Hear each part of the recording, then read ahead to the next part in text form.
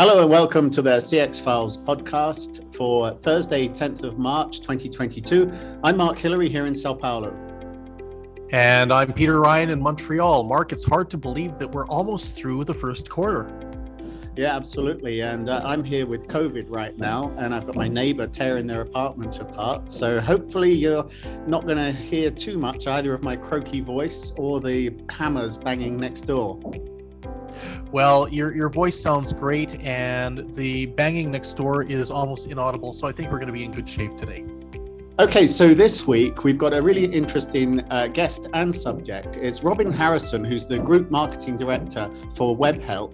And Robin is actually talking about the future of CX after COVID. Clearly within this industry, BPOs and, everybody who needs to plan strategically for customer service has had a lot of emergency decisions to undergo, especially around work from home, for example. But now we're seeing some sort of return to normality. But are we going to go back to 2019, or are we accepting that the whole industry has changed? And I think that Robin's got some really good views on that. Yeah, Robin had some outstanding comments, Mark, and I really enjoyed listening to the interview that you did with him as we prepared to record today. Something that really struck me was he was, I think, abundantly clear the fact that we aren't going back to the 2019 or before days, that we have hit a structural shift in how CX is going to be managed. And he touches on a lot of different elements in terms of different working models, in terms of dealing with the labor shortage that is happening pretty well in every country right now, and trying to figure out how best to mitigate what some of these challenges are going to be in order to bring the best possible people into the industry, to make sure that they want to stay, and to make sure that no matter what the client or no matter what the vertical, that consumers are going to get the best possible service that they should expect and that they should anticipate. Yeah, and I thought it was really interesting that he was saying that the very first question you need to be asking is, what kind of offshoring are you going to be doing? And what kind of work from home are you going to be doing? And, is it work from home? Is it hybrid? Is it in-center? Is it, local servicing, or nearshoring or offshoring? And you need to build a sort of like 3x3 matrix with all of those dimensions. And that's your very first question before you even start having a conversation about how you're going to run the center. Yeah, exactly. And I think that really brings up the topic about the matrix and all the different delivery models that organizations have to take into account. It's no longer going to be everything in center domestically or everything in the center offshore, near shore.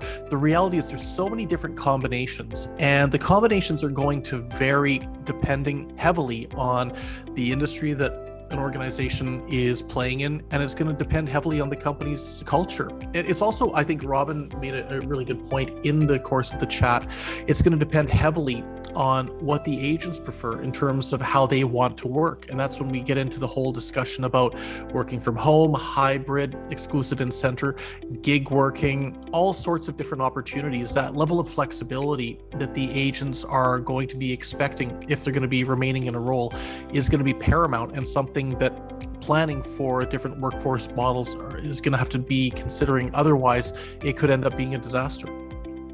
Yeah, and I thought that was interesting that he explicitly mentioned gig working. Gig CX is going to be layered on top of all these other options. But I think that it wasn't just the fact that the gig CX was explicitly mentioned. It was just the fact that even work from home was now accepted as an integral part of a customer service solution. We're no longer talking about it as this was a pandemic response, or this is an unusual way to build a hybrid model. It's just, what kind of work from home do you want to include in your solution? Well, this is it. And something else that he touched on that I thought was really interesting was some survey work that they had done with our friends at Frost & Sullivan.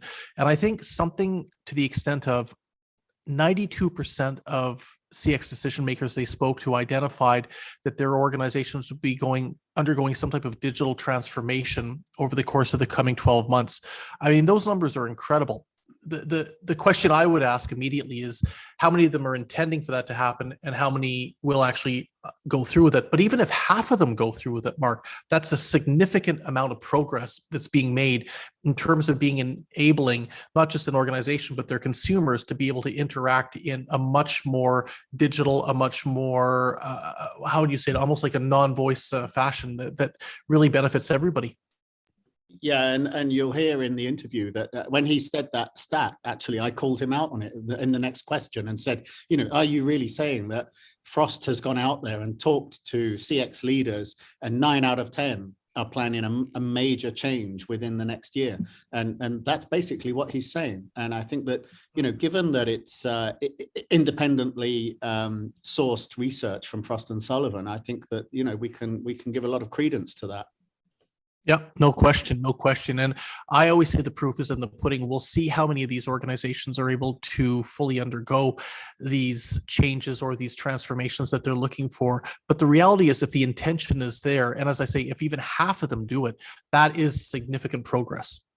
Okay, Peter, that's great. Let's go straight to the interview with Robin Harrison, Group Marketing Director at Webhelp.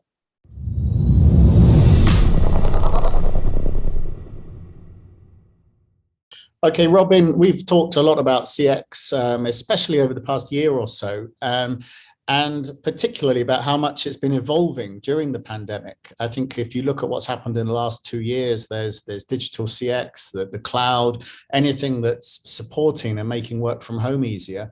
So what's your view generally on the sort of evolution we've seen, especially in the past couple of years then? Yeah, thanks, Mark. So you're right.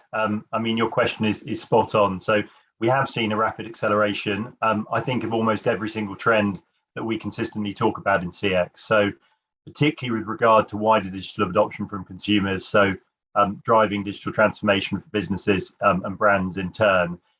I guess that alone would already be a massive organizational challenge. But on top of that, we've also seen this myriad of issues around people and operations. So, the idea of this wholesale shift to remote working that no one had predicted. Then, of course, you've got all the absenteeism caused by the pandemic, particularly in Omicron. How do we manage those fluctuations in staffing and scheduling?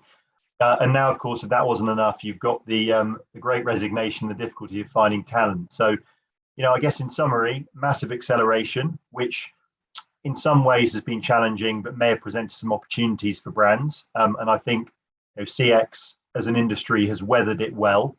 But I think some people and operational issues, which are symptomatic of some more systemic trends going on, that we are all going to need to address going forward.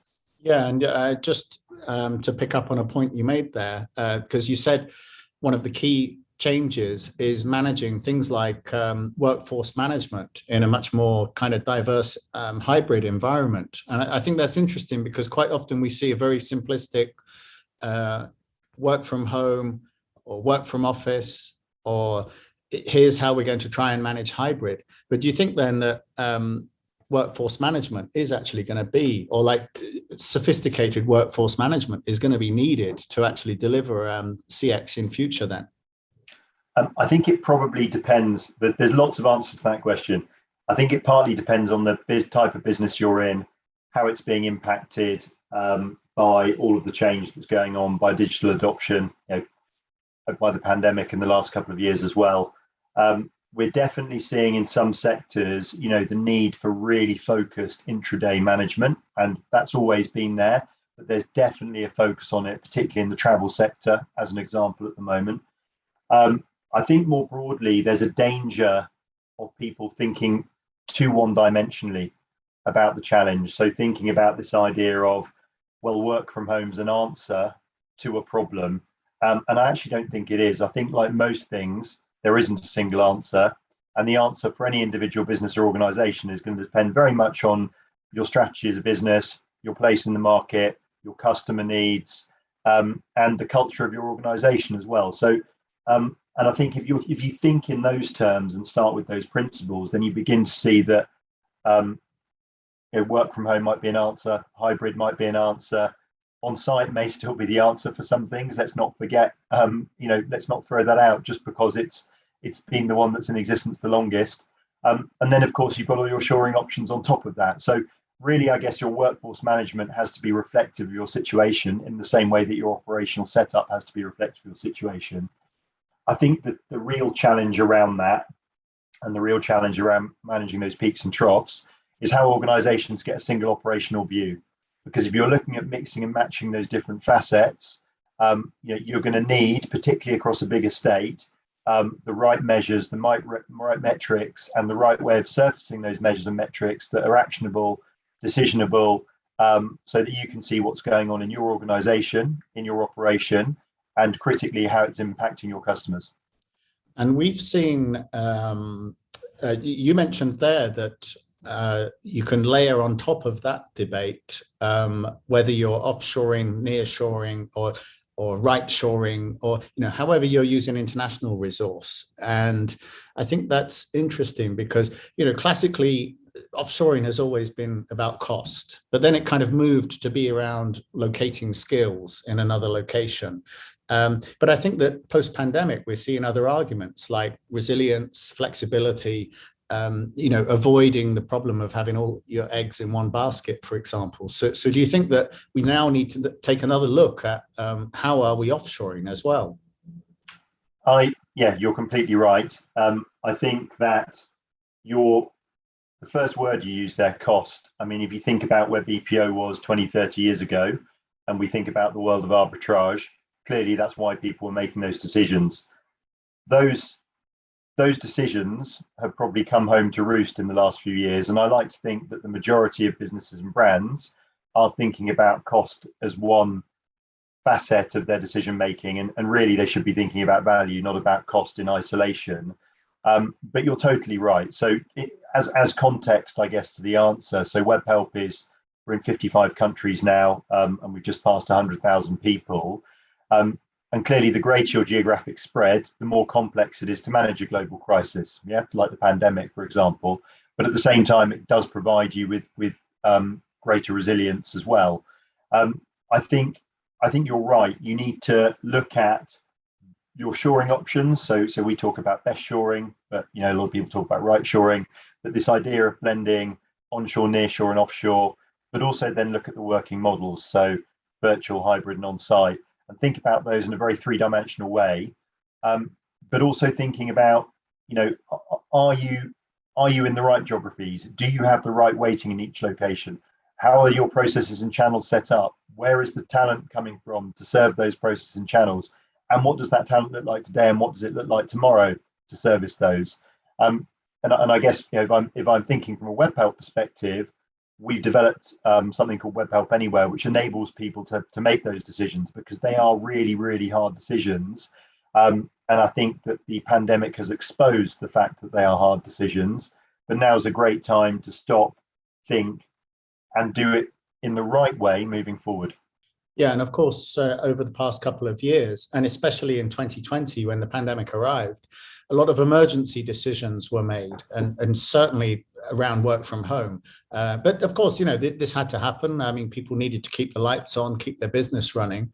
But do you think now that we're sort of 2 years down the line, are the companies that you're talking to looking beyond survival and now actually how they can design a robust and kind of visionary post-pandemic CX strategy? Yeah, it depends on the organization. A lot of people, most and many organizations made some very, very quick decisions, some very brave decisions. Some of those worked and some which didn't in the short term or even the long term. It depends largely on the type of business. I think there's some organizations who are digital natives, they're platform players, they can expand their tech, then have a much more flexible model, and the situation's been relatively kind to some of them.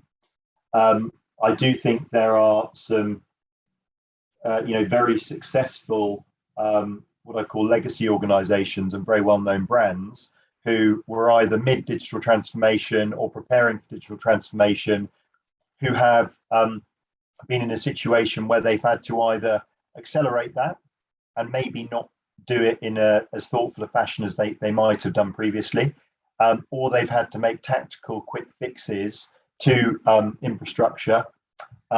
and now's the time to think about what that looks like for the future. So I do think that it's been very difficult. I do think it's a good time to take stock of that.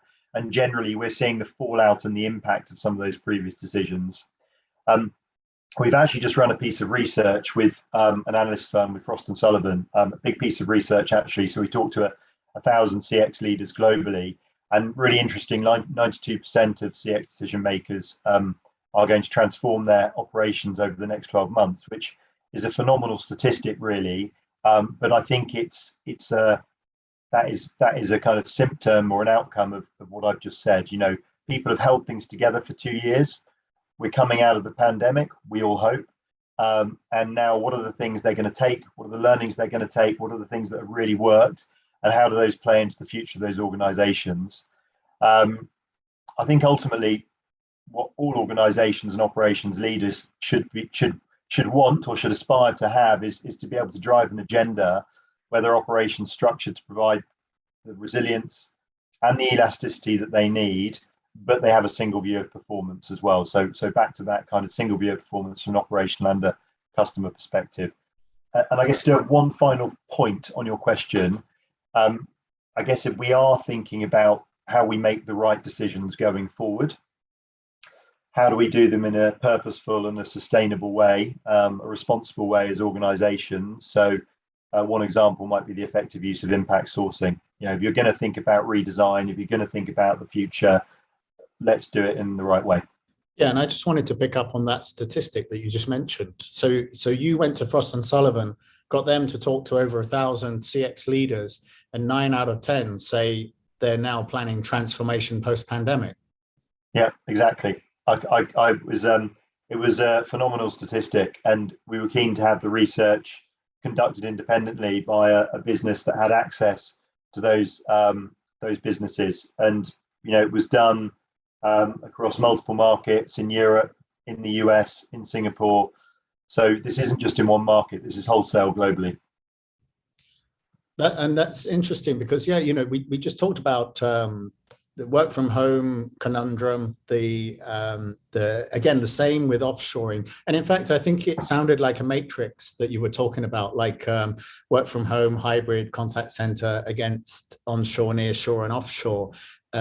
So you're kind of like working out where there's a solution fit in there. I mean, is that how you're starting the conversation with people then? Like, I mean, because it's becoming so complex post-pandemic now. I mean, where do you even start on this kind of decision tree?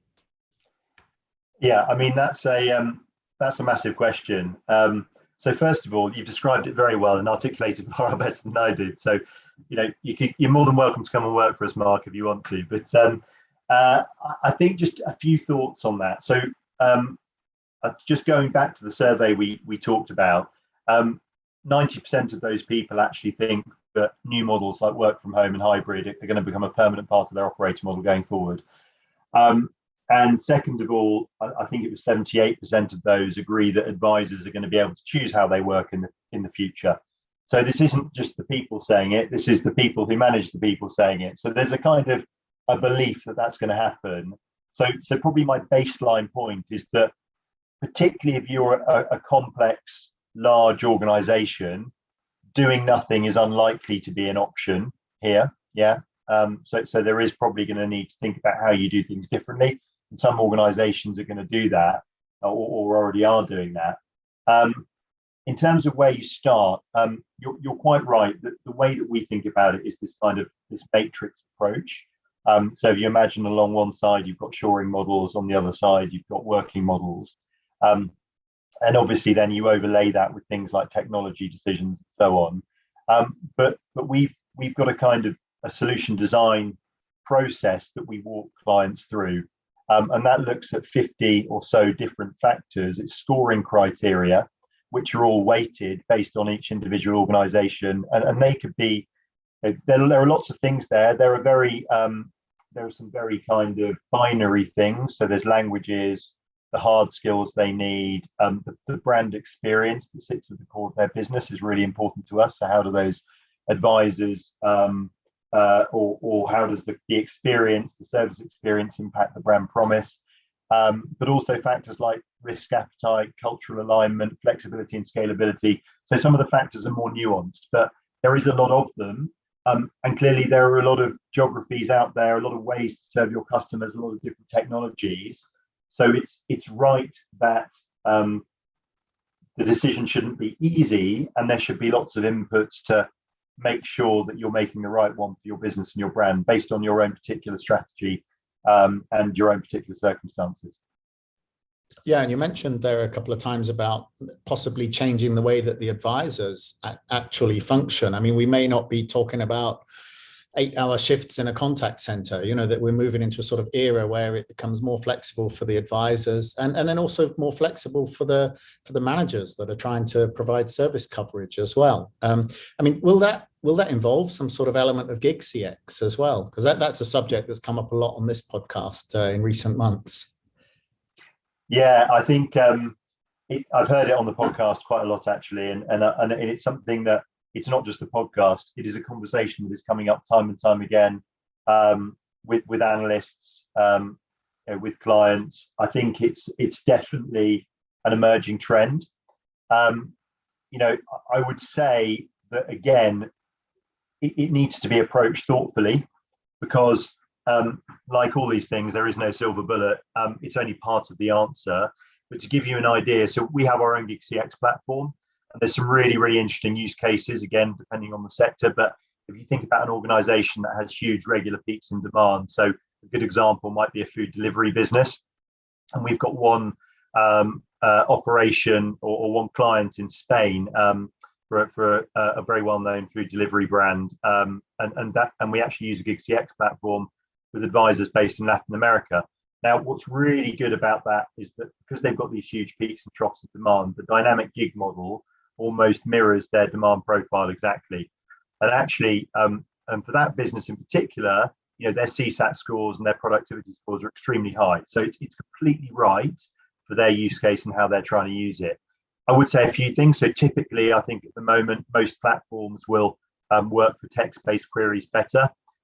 And also, I think some clients, particularly very brand-led clients, organizations can be reticent to use those kind of platforms for high-value inquiries. But that said, with the right approach, we're using it for omni-channel service for an insurance business. So, it can work.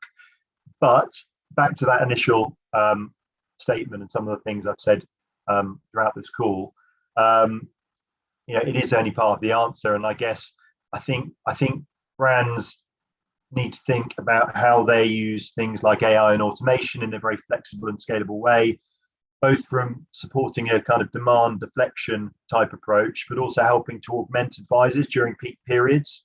So there's lots of tools and techniques around conversational AI. How can that support a multilingual environment or low value inquiries, things like that. And likewise, I think businesses need to think, Gig CX and the idea of the gig economy is a wider trend. So if you're not going to go the whole way to gig, how do you consider how you attract, recruit, engage, and develop talent in a more agile way more broadly? So, of course, I would say this, but for brands, working in partnership with the right provider, of course, can help you open markets, delivery locations, scale operations more rapidly than probably some people think is possible. What the sort of narrative we've seen out of the Great Resignation out of the US has been that if you're not offering complete flexibility, and that's what the gig providers say that they're offering, then you're not giving the people what they want. But I guess it's more to do with how do you plug gig into a broader solution then? Exactly that. I completely agree. So you're going to have to think differently moving forward about CX. We're not 15, 20 years ago where everyone was on site running a 9 to 5. You're not going to be able to access the talent that way. Equally, there are going to be people who want to work in that way. They want to come to the office. They want to come to a site. And there are going to be processes that are heavily regulated. There are going to be companies that are very risk averse. So there are going to be times when those factors come together to mean that you are going to have an on-site operation. I guess the question and the thought that I have around it is that the industry if you think about the word contact center and the image that conjures up, it conjures up a very specific thing. And we need to all be open-minded that that needs to evolve, and that we can't be tied to our thinking, traditional thinking around bricks and mortar assets, because it's not relevant in the same way anymore.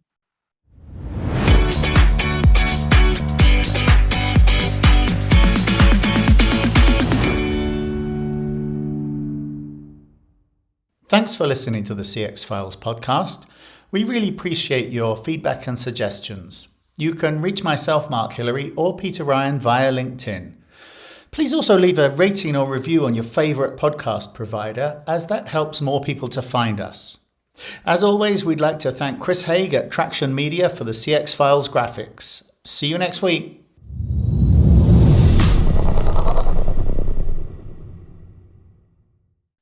Yeah, it's definitely a case of Bullis furniture here.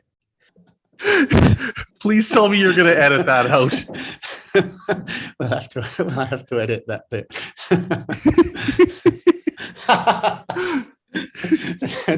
Now we can't stop.